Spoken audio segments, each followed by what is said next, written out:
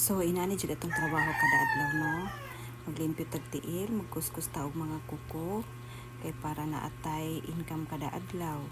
Ug karon mag pedicure ko sa kuko sa kong client.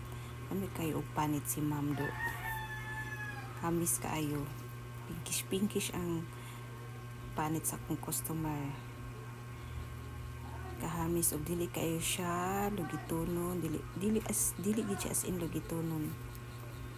Mild lang ni ako ang cleaning sa iya ha, kay dili siya gusto og masakitan, dili siya gusto og masamaran og sensitive kay iyang panit.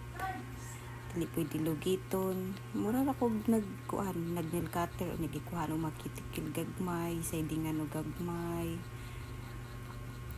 Kay para mahinlo lang ang kilid. Diba? Dali lang kayo siya limpyuhan. Murag 15 minutes humana. Ayan. Thank you kayo sa pagbalik-balik na ko, madam. Yes, dana na siya. Thank you.